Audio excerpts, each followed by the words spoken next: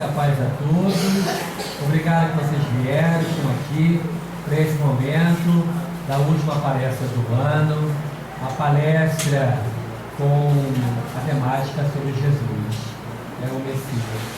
É muito importante para todos nós, nesse período do ano, ao menos nesse período, lembrarmos do nosso Mestre, do nosso Senhor. Né? Então a nossa luz irá fazer a palestra. Logo em seguida, nós teremos ainda, para quem não comprou a vez de convites, temos livros também ao preço único de R$15, para quem quiser participar do meu curso de livros, que vai acontecer aqui no salão após o almoço, assim como também para quem quiser levar, para dar presente livros espíritas nesse Natal. Uma boa promoção ao preço único de R$15. Aqueles irmãos que estão fora, por favor, já podem entrar, que vamos dar início aos trabalhos dessa manhã. Vamos então à nossa oração. Senhor Jesus, amigo divino, agradecemos imensamente a oportunidade que o Senhor nos concede de estarmos aqui, nesse trabalho. Pedimos que envolva a tua serva que fará uso da palavra, para que ela possa contar com a boa assistência dos espíritos divinadores, e que possamos aprender um pouco mais sobre o Messias, o nosso Senhor Jesus. Se conosco e pedimos o amparo da espiritualidade amiga para esse trabalho. Que assim seja, graças a Deus. Essa palavra é a nossa irmã do Senhor Jesus.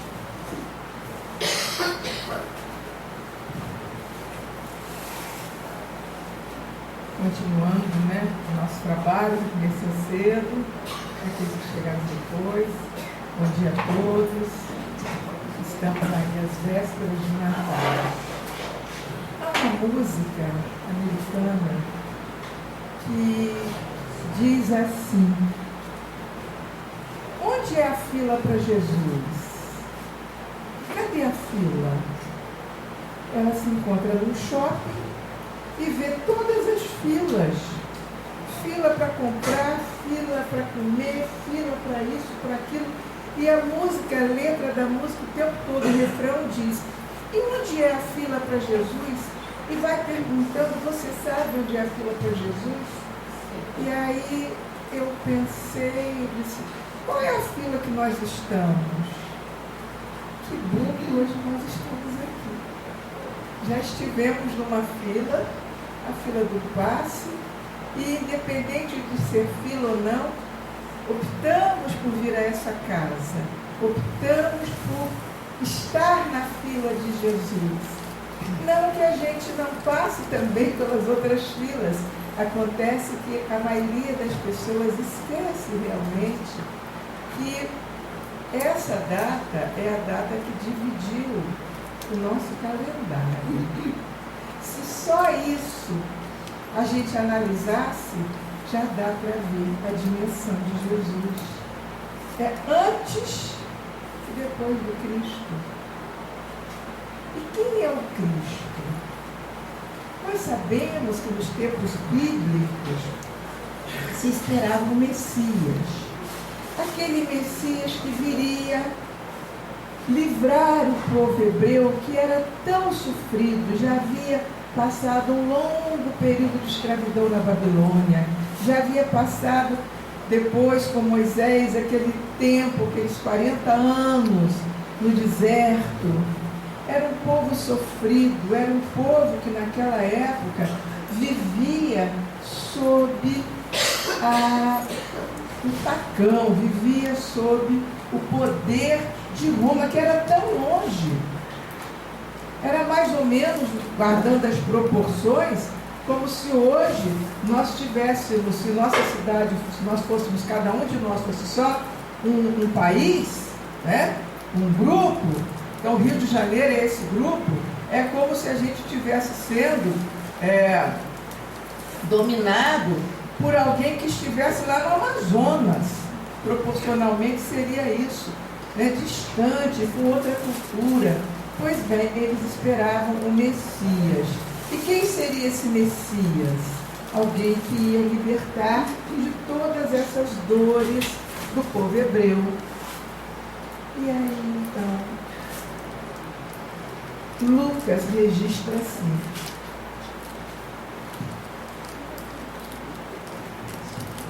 Eles que esperavam, né? Então a gente sabe que naquela ocasião, lá naquela área da Palestina, havia muitos pastores.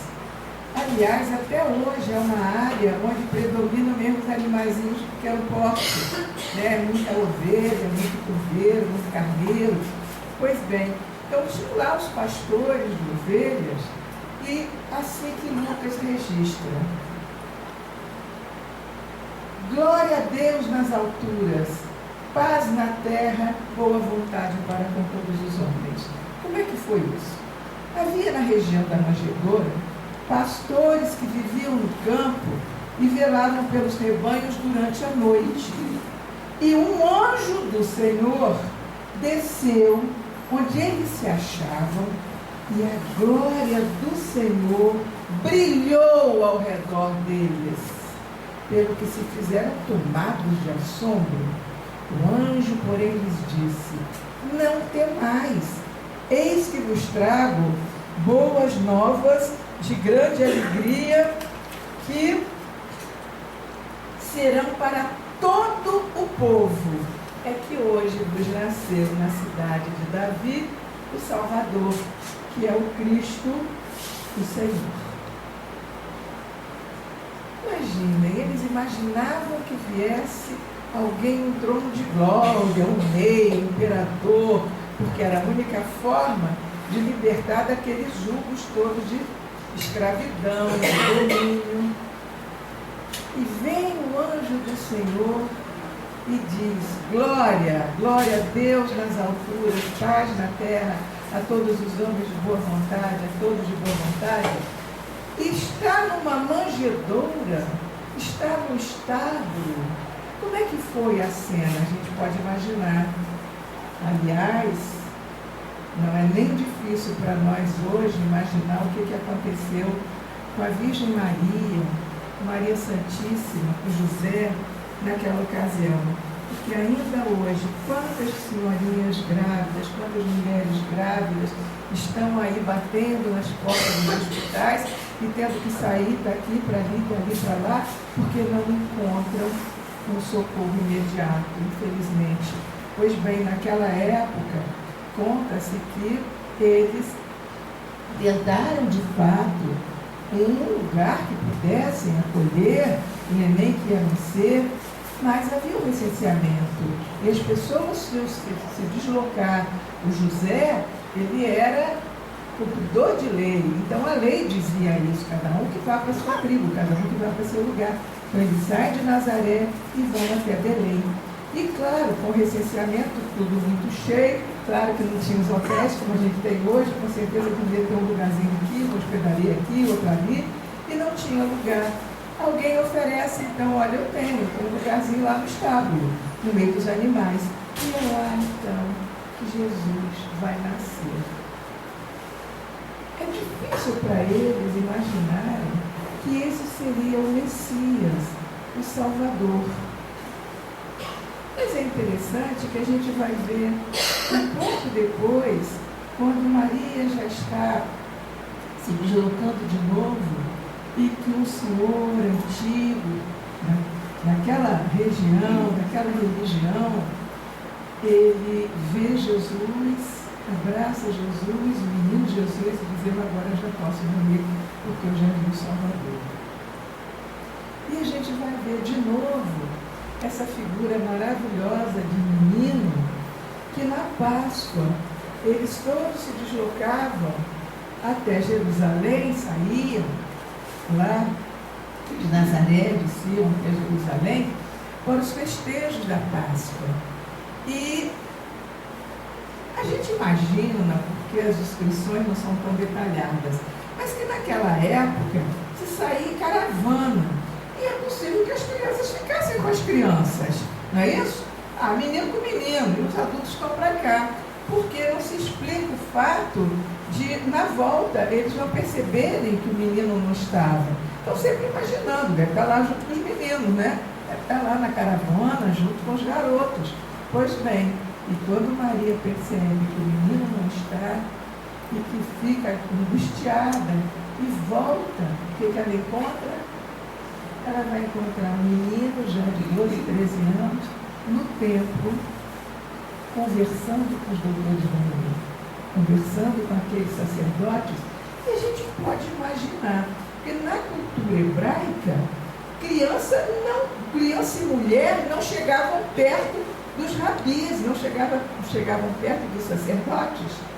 Então foi assim um ato muito extraordinário.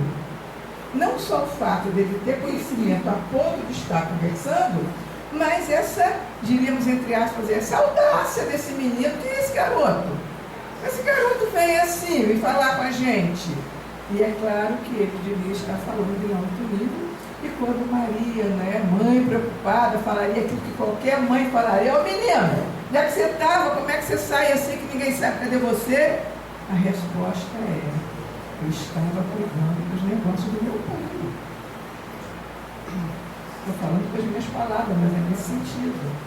Então, nós sabemos que há um hiato nos relatos, né, nas escrituras, em Lucas, em Mateus, em João, em Marcos, sobre esse período. Mas quando a gente sabe, já vem aquele jovem que vai causar toda uma mudança naquela cultura e que é de tal forma vigorosa que 2000 e tantos anos depois nós ainda estamos aqui lembrando sobre esse momento. Então, eu gosto muito de trazer essa figura mais histórica de Jesus, do seu contexto, do seu mundo, para a gente ter ideia da dimensão do que era. Como eu falava aqui, mulher tinha que andar lá alguns passos atrás dos homens. A mulher não tinha direito sequer de entrar em determinadas áreas do templo. A mulher era desvalorizada, o tempo inteiro desvalorizada. Para quem é que Jesus vai dizer que ele é o Messias? É para Pedro? É para João? É para Tomé? Para algum daqueles? Não. E tem mais. Ainda havia questão das divisões políticas. Aqui é desse partido, aqui é do outro. Eles ali não servem porque eles já tiveram briga com a gente, eles seguem outro Deus, eles são de outro lugar. Esses aí não são os nossos, os samaritanos. Para quem é que ele vai falar que ele é o Messias pela primeira vez? Se soubesses, mulher, quem é que te pede água, era você que ia pedir dessa água, porque essa água é a água da vida eterna. Estamos falando da mulher samaritana. Aquela mulher que ele despacha os apóstolos para comprar víveres e fica ali na beira do poço a pedir água. E a gente fica imaginando, e é claro, que Jesus, esse ser de luz, esse ser maior, que se faz pequeno para vir até nós, porque, vejam, o que é a terra? Emmanuel fala, eu lembro muito dessa passagem de Emmanuel, até porque vamos primeiro... Eu me perdoe, mas eu hoje estou pedindo muito trabalho.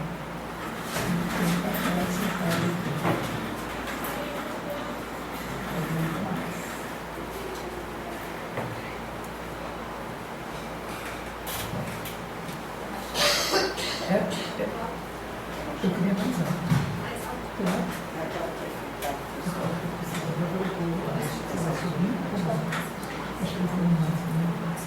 Mas então, eu falava aqui dos...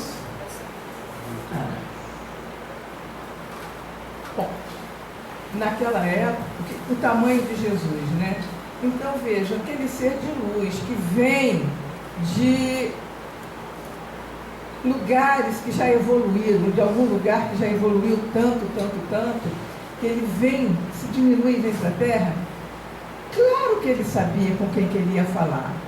Claro que ele sabia que ia encontrar a mulher de Samaria, a samaritana, e tem todo aquele diálogo com ela.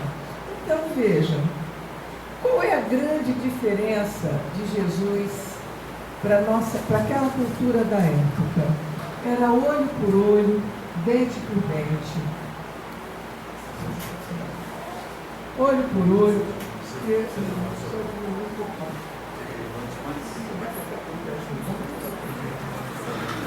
Não precisa não. É difícil falar sem ver o pessoal. Aí eu posso chegar.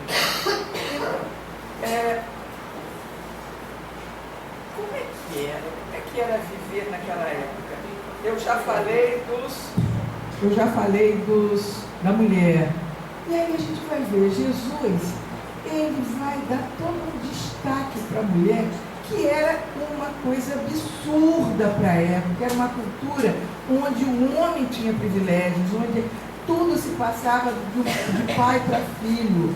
A mulher não tinha papel, a mulher não tinha nenhuma prioridade em nada. Então a gente, falei da Samaria, mas nós conhecemos os outros episódios, não é? A gente conhece o episódio de Maria de Magdala, cortesã, que tinha uma vida de luxo, uma vida de...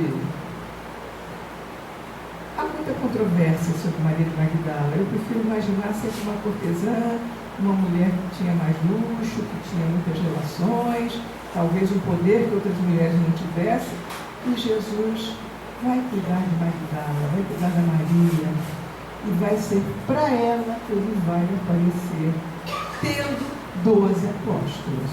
A essa altura já eram mais 12, né? Já tinham 11, porque Judas se mata.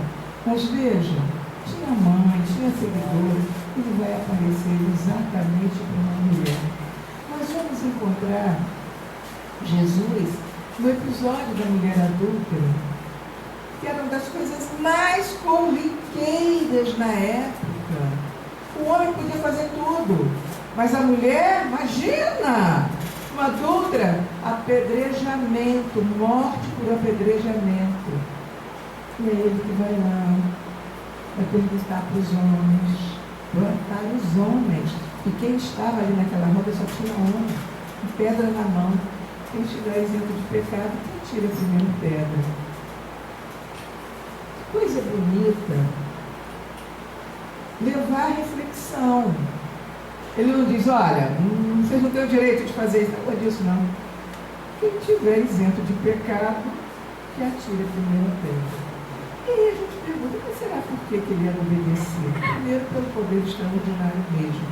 Mas a gente vai encontrar no Evangelho, ao longo do Evangelho, tantas passagens que dizem assim, nossa, que homem é esse? Que poder é esse? Saíram admirados. Eles foram provocar e saíram admirados.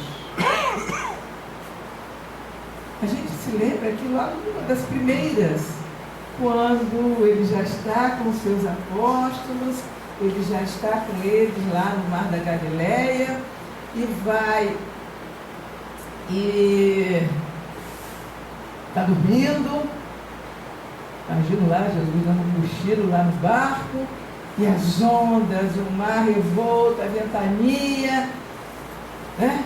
E o que ele faz? Eles acordam o mestre, ele acalma a tempestade. E o que eles falam? Aqueles que já seguiram Jesus, quem é esse homem que até o mar e os ventos o obedecem? Então, o que vai se criando em torno de Jesus é uma mística, mas no melhor sentido da palavra mística, porque realmente o que ele faz ninguém fazia. E aí a gente vai ver de novo a questão das crianças e das mulheres, quando as mulheres, num ato mais do que natural, mais do que normal, vendo que Jesus curava, o que elas faziam? Eu imagino aqui, nós aqui com a cena, né? Aqui, cadê a Ana? Cadê hoje elas não estão aí, as mamãezinhas da casa, né? Mas eu imagino a Ana Clara, eu imagino a Paola com os bebezinhos já querendo o quê? levar para Deus, Jesus abençoar. Era isso que elas queriam, levar para Jesus abençoar. E é claro que a reação dos discípulos, dos apóstolos ali, não podia ser diferente. Porque essas mulheres ousadas, imagina trazer bebê para Jesus, botar a mão, afasta, tira. E aí a gente conhece a famosíssima frase, né? Deixai vir a mim as criancinhas e não as impeçais, porque o reino dos céus será para aqueles que se assemelharem a crianças. E aí nós vamos ver o que é que ele vai causando tanta admiração. Há uma outra passagem também muito conhecida, aí já um pouco mais adiante, que é aquela do dai a César o que é de César. O evangelista Lucas, ele registra assim, ele chama alguém subornado, qual é a palavra registrado no Novo Testamento, na tradução do Haroldo Dutra. Alguém subornado para tentar Jesus, para tentar fazer com que ele caísse numa armadilha. E aí diz, o Senhor que é tão justo, o Senhor que só prega o caminho para o reino de Deus. Diz pra gente, é justo ficar pagando imposto? Porque eles tinham um ódio de pagar imposto para o romano. Tinha um ódio. Porque viviam oprimido. E o pouco que ganhava, o pouco que conseguia, ainda tinha que pagar para o romano. Queriam tentar Jesus. Ele não paga mesmo não. Esse negócio aí está errado. Eles são dominadores. E Jesus simplesmente diz, me dá uma moeda. O que está visto aqui? Do lado, o que você tem? A imagem de quem? A de César. Do outro lado, o dinheiro, né? Então, olha, dá a César o que é de César e a Deus o que é de Deus. E aí, Lucas vai registrar no final o seguinte, esses homens saíram impressionados com a capacidade de Jesus de trazer uma solução, de dar uma resposta que eles jamais imaginariam. Em vários episódios, sobretudo os episódios de cura, os episódios em que envolve, por exemplo, desobsessão, as pessoas ficam muito impressionadas. Tem aquele caso clássico, que inclusive é longo, bem registrado, do que é cego de nascença, e Jesus então promove a cura dele com lama, esfregando lama nos olhos, mandando que ele vá até o poço de Siloé se lavar, e aí vai se mostrar aos sacerdotes, e os sacerdotes perguntam quem foi que fez, como é que é. Aquela passagem ela é extremamente longa, diferente de outras passagens do Evangelho, porque tem idas e vindas, eles não se conformam. Mas quem é que pode curar cego? Esse homem é cego desde que nasceu. Nós conhecemos ele é daqui, da nossa cidade, nunca viu. Aí vai pai, vai mãe, todo mundo pergunta para ele. E quem foi que curou? Eles ficam realmente, estou dando um exemplo, mas ficam extasiados com o poder de Jesus. Então, todas as vezes que Jesus curava, nós da evangelização gostamos de fazer, inclusive algumas dessas passagens, eu sempre ensino como é que faz, e uma delas é essa, fazer com pauzinho de picolé, a escadinha, faz a casa, bota o telhado, faz a maquinha, bota o bonequinho deitado, bota os fiozinhos, e eles sobem com o bonequinho para jogar, que a casa já está cheia, eles botam um monte de bonequinho lá dentro, e aí desce com o paralítico para que Jesus o curasse. Ou seja, tamanha confiança, tamanha fé, né? Eles não viam obstáculos. E o tempo todo, todos criando multidão atrás de Jesus. Tanto é que lá pelas tantas, ele que na região ali da Palestina, ela fazia divisa na época com a Fenícia, que já era um outro lugar, né? Já era uma outra cultura. E ele se retira para aquela área ali de Tiro e Sidom, que seria o Líbano hoje, seria o Líbano hoje. Essas duas cidades Sidom hoje se chama Saida, mas é a cidade onde, nos evangelhos, é registrado como Sidom. Ele vai porque tem multidão atrás dele e Jesus sempre se retirava para orar. Jesus se retirava de vez em quando, que é um sinal para a gente também, que nesse tumulto todo, que a gente também arranja uma horinha para orar, que a gente também arranja uma horinha para se recolher. Jesus se recolhia muitas vezes. E veja, ele está exatamente saindo daquela área, né, buscando se afastar um pouco, e mesmo lá, com aquela mulher de uma outra cultura que adorava um outro Deus, eles adoravam o Deus Baal, não era o Deus único dos hebreus, dos judeus, não era. Pois bem, a mulher, sabendo que Jesus estava lá, tinha uma filha que devia estar com o que a gente chamaria hoje de uma obsessão espiritual, começa a gritar, né, atrás de Jesus, e de novo os discípulos despacham essa mulher que não para de gritar. E a gente conhece todo o resto da história. Pois bem, no final dessa história, é claro, né, ele vai curar a criança, porque ela diz, até os cachorrinhos vêm comer as migalhas que caem da mesa dos seus donos. Ou seja, com tanta confiança em Jesus, ela diz, olha, nem Israel eu vi uma fé tão grande, porque ele já não está mais em Israel, ele já está em outro lugar. Ou seja, aquele menino que nasce naquela estrebaria, naquele estábulo, entre a palha, no meio dos animais, e que aquela estrela brilha, nunca mais a estrela deixou de brilhar.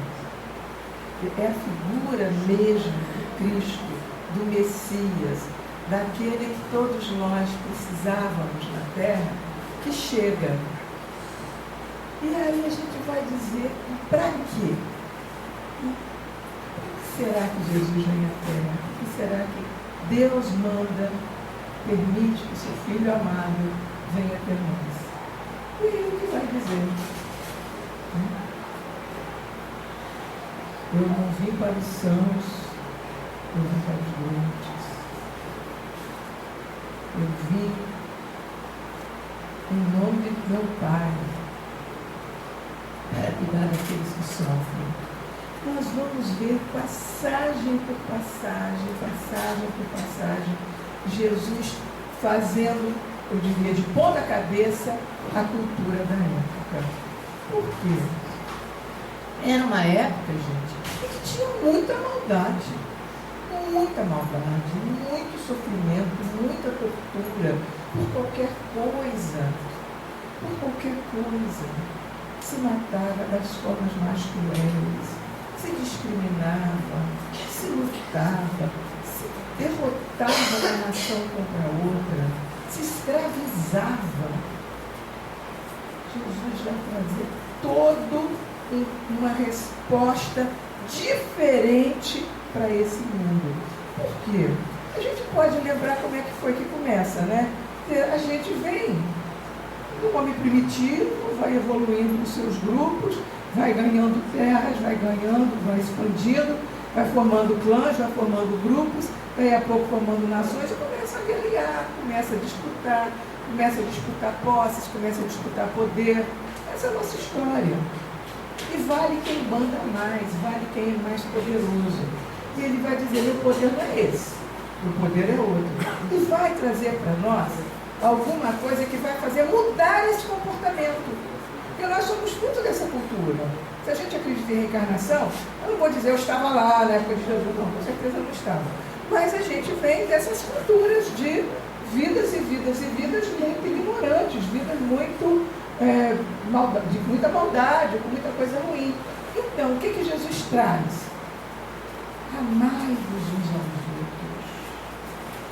Tem uma passagem que ele vai dizer para os apóstolos, os reis, os poderosos do mundo, eles subjugam, mas entre vocês, não vai ser assim.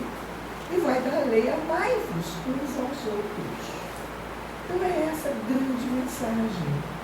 Amar a Deus, amar ao Criador, Amar aquele que trouxe a nossa vida, aquele que nos fez aqui na terra, que nos deu a terra, que nos deu, que dá o sol, que dá a vida, que dá tudo para a gente, amar a Deus. E amar o nosso próximo como a nós mesmos. Essa é a grande lição. Naquela época se falava muito assim, não faça, já era antigo isso, não vá fazer ao outro aquilo que você não quer que te faça. Jesus reverte essa frase. Ele vai dizer o seguinte, faça ao outro tudo aquilo que você gostaria que te fizesse. Vamos analisar se tem diferença? Não faz aquilo que você não quer que te faça. Não vai fazer nada. Agora, qual é a outra frase? Faça ao outro tudo que você quiser que o outro te faça. É completamente diferente. Então essa é a mensagem de Jesus. Amar a Deus, respeitar, lembrar do Pai, agradecer. Quantas e quantas passagens nós poderíamos destacar que Jesus vai nos mostrar a importância de seguir a sua palavra, de seguir os seus passos. Ele vai dizer, por exemplo, e aí se me permitem, eu tenho inclusive ontem eu recebi de uma pessoa que eu não sei nem falar o nome da cidade, é do interior de São Paulo. Ela disse, Lúcia, eu estou te mandando o que nós fizemos na evangelização. Porque Jesus, ele diz, aquele que ouve a minha palavra e segue, porque muita gente ficava empolgada, ia lá para ser curado. Os 10 leprosos foram curados, só um voltou. Muita gente não fazia, era curado, era tratado e esquecia, voltava para a vida. Então ele vai dizer, aquele que ouve a minha palavra e segue, é como uma pessoa que construiu a casa sobre a rocha. Vem o vento, vem a destruição, mas nada derruba. E aquele outro que ouve a minha palavra e não segue, isso é para nós. Ouve a minha palavra e não segue, é como aquele que construiu a casa na areia. As crianças fizeram 2 maquetes, uma casa linda em cima de uma espécie de uma rocha, com todas em volta escrito amor, caridade, compaixão, fé. E a outra, uma casa na areia toda caída, já com as árvores todas secas, retorcidas. Eu falei, uma criança que faz isso, ouve de novo a mensagem, dificilmente ela vai esquecer, porque ela vivenciou isso, né? Então, ouvir a palavra e tentar seguir, é difícil, inclusive para a gente que está com o microfone na mão. A gente erra muito, a gente tenta todo dia, faz que nem Paulo, né? Aquilo que eu desejo eu não faço, mas aquilo que eu não quero é isso mesmo que eu estou fazendo. Pois bem, muitas são as mensagens que o Cristo é o Messias, né? Essa palavra Messias a tradução é Cristo. Então, quando nós falamos Cristo, nós falamos do Messias. São muitas e muitas as passagens. E eu gostaria de deixar registrado.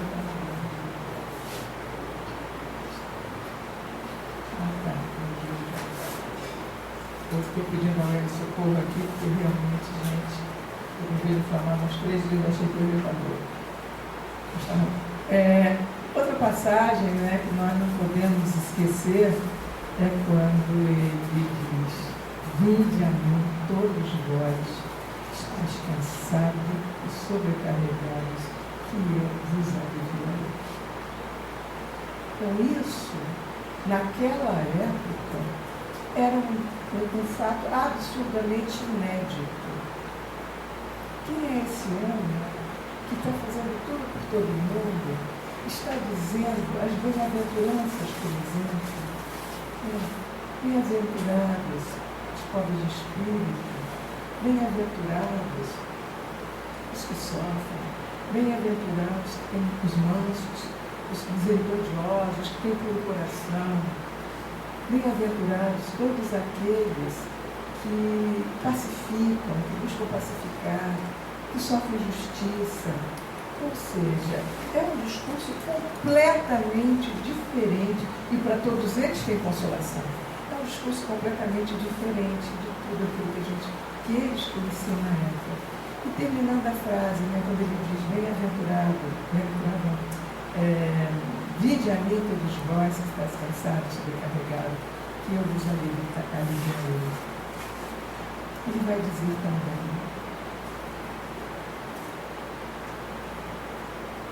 eu sou de cor.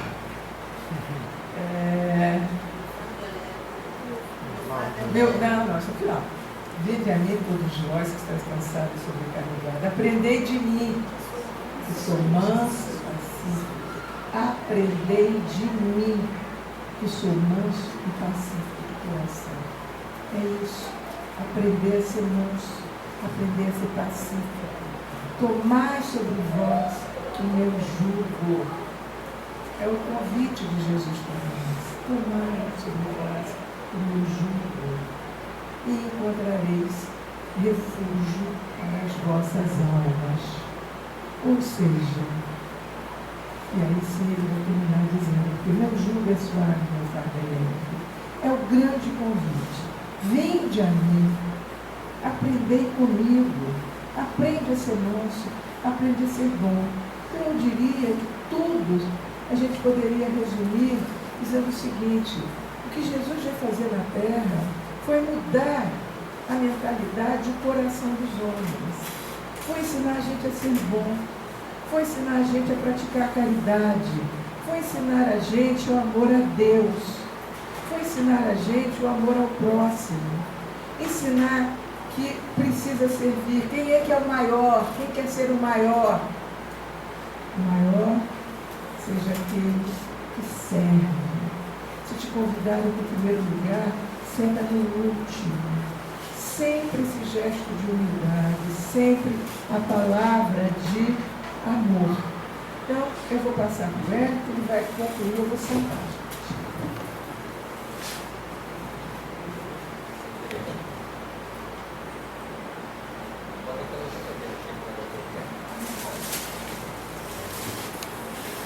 Eu gostaria de trazer para vocês, agradecer a você pela oportunidade de ouvi-la, e trazer para vocês uma reflexão em torno de personagens que eu admiro muito.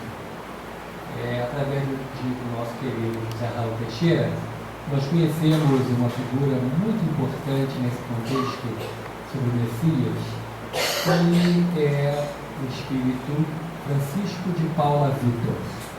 Francisco de Paula Vitor, ele foi o Padre Vitor, ele foi padre na Terra.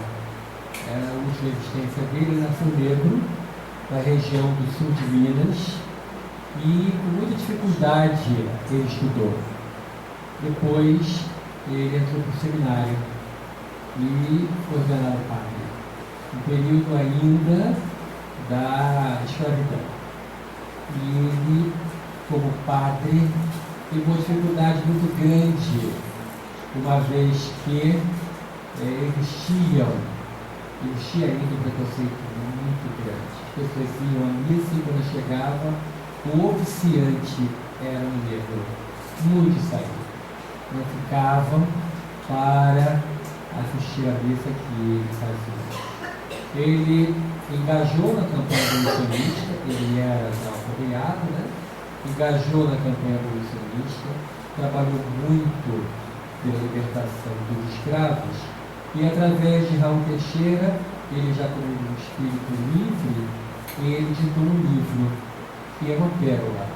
O livro chama-se Quem é o Cristo? E é um livro onde, através das mensagens, ele vem trazendo para nós a figura de Jesus como Messias, né? Como Cristo, aquele que veio trazer para nós um ensinamento diferente daquela época, que era, como a Lúcia falou, olho por olho, dente por dente, e Jesus trouxe para nós o amai uns aos outros, como eu vos amei. E aquele ensinamento, através da psicografia de Raul Teixeira, que também é negro, nos faz refletir nesse trabalho grandioso que o Francisco de Paula Vitor, como espírito, realiza no mundo espiritual, trazendo essas mensagens para a gente reflexionar. Até que ponto a gente está colocando em prática o que Jesus nos fala em seu Evangelho. E como Lúcia muito bem nos disse, se resume Amar a Deus sobre todas as coisas e ao próximo como a si mesmo.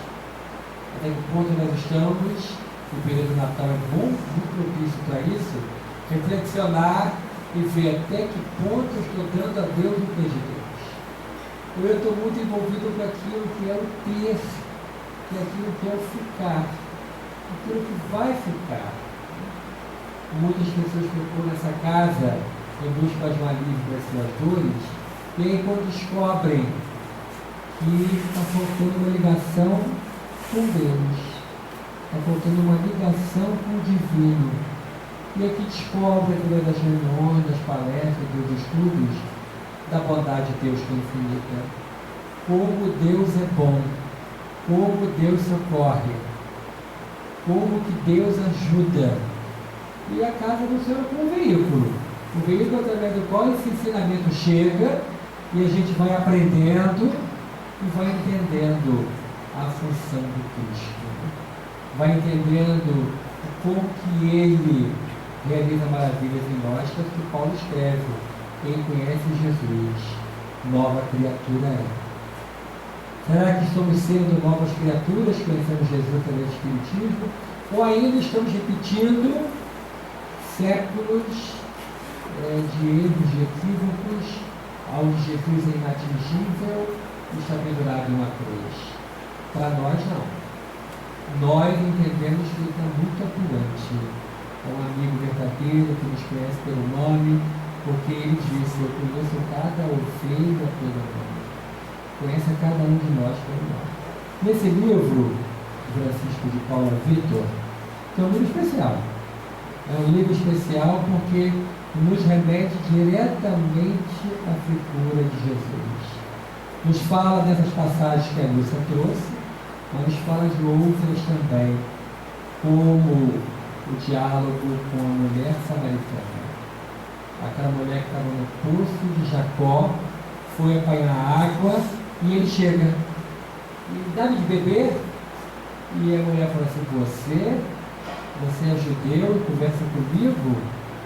Você não pode falar comigo, os nossos povos não são amigos. E Jesus, ultrapassando a barreira da intolerância religiosa, fala assim: onde está o seu marido? Ela diz: bom, não sou casada. Realmente, com esse que você viu, você não é casada.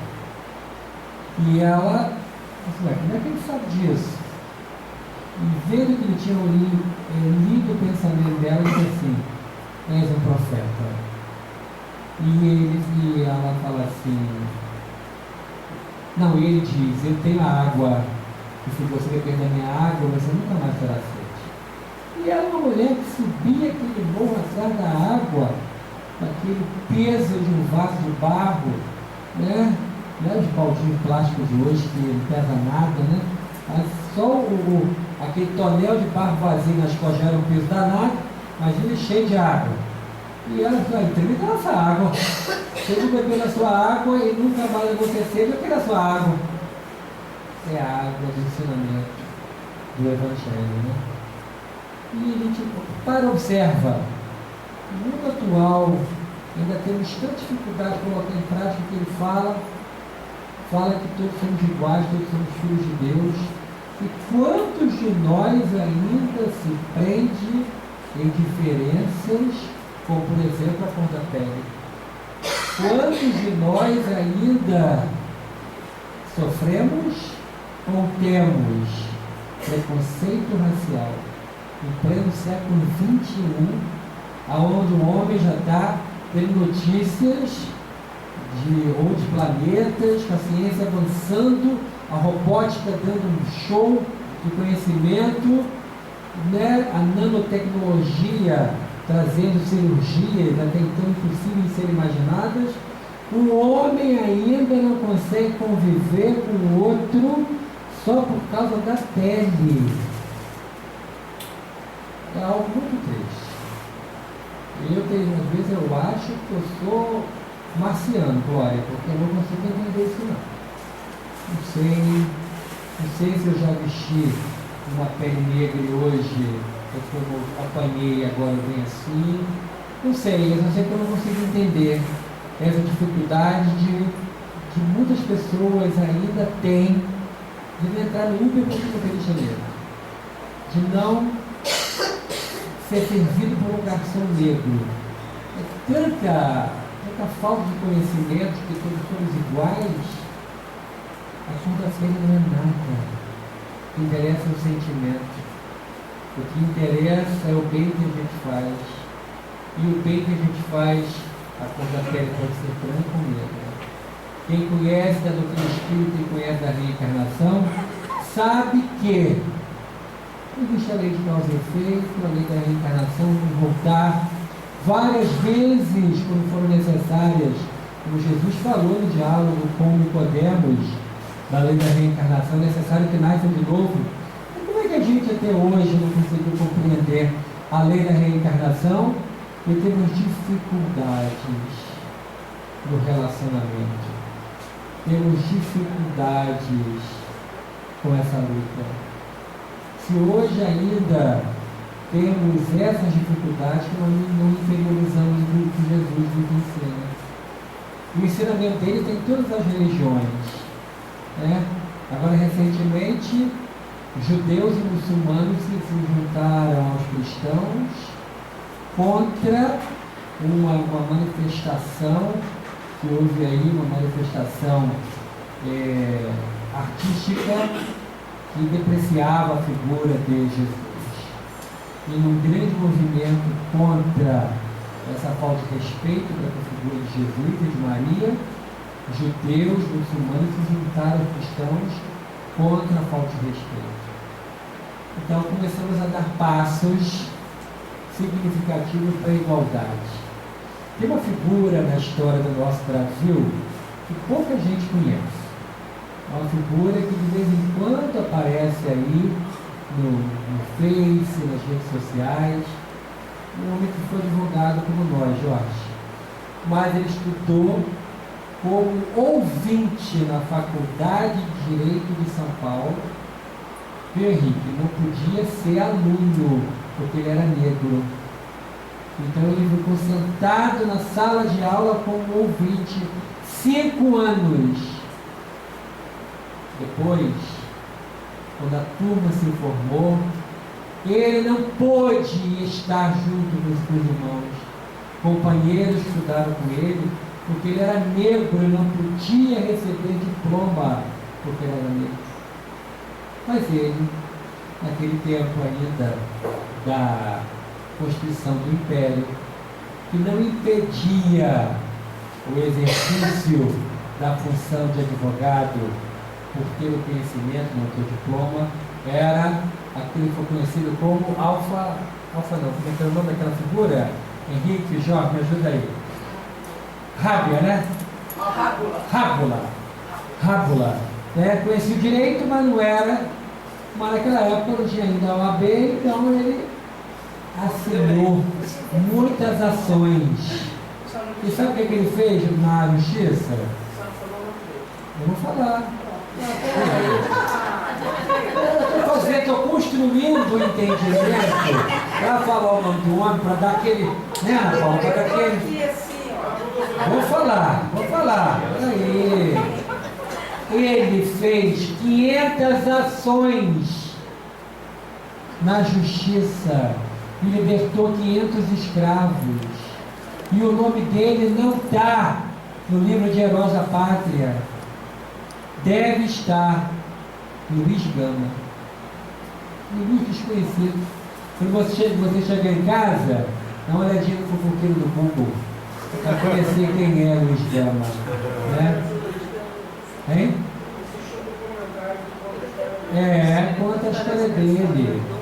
E hoje temos a visita dele aqui nessa casa, junto com uma figura ilustre que participou da libertação dos escravos em solo norte-americano, Abraham Lincoln. E eu morri de vergonha e eu estou ficando médio zureta. Primeiro que eu estou sentindo a presença, vendo aqui um homem que é um respeito, uma autoridade no mundo espiritual, na terra, no meio de tanta gente. E aí, para minha surpresa, uma correspondente tem repórter correspondente, um médico correspondente, né? A Heloísa é participante da casa, é trabalhadora da casa, mas está aqui e lá nos Estados Unidos, no Centro Espírita em Washington, D.C., na capital dos Estados Unidos, Centro Espírita que fica funcionando dentro de um bosque, né? A Casa do Bosque. E na hora dos comentários eu falei dessa presença ilustre e ela falou assim: não se assusta não, ele é o mentor da nossa casa espírita. A gente queria ele virar. Não estou zoando, né? Realmente ele esteve visitando a casa, porque Luiz Gama vem falar da importância do respeito entre todos nós. Todos somos iguais. E a doutrina espírita dá um exemplo tão bonito disso. O movimento espírita, nós que entendemos da lei de igualdade, de amor e caridade, nós entendemos de que a reencarnação é um fato, de que todos somos iguais perante Deus. Nós não temos isso. Abraçamos e nos amamos, brancos e negros. E o Espírito nos dá uma mensagem, diz assim: chegará o dia em que o branco e o negro juntos irão louvar ao Senhor. Eu vejo com tristeza, disse eu, na mídia essas notícias de uma advogada, né? Foi preso em São Paulo, depois pagou a fiança de 60 mil, porque não queria um negro servindo ela. São escravocratas que voltaram, né? E aí o nosso querido, o padre Vitor, Francisco de Paula Vitor, uma oportunidade que tivemos na caravana Bezerra de Menezes, que é em janeiro agora, ele lá em Conservatória, que é um distrito de Valença, ele escreveu uma mensagem que falava do Clube Abolicionista de Vassouras, quando foi fundado. O clube, a cidade de Vassouras, a capital do café, a capital dos barões do café, dos homens que fizeram fortuna com a escravidão. Tinha barões lá, o barão de Juparanã, com 5.600 escravos na sua fazenda, que ia de Nova Iguaçu até Barra Mansa. Imagina a economia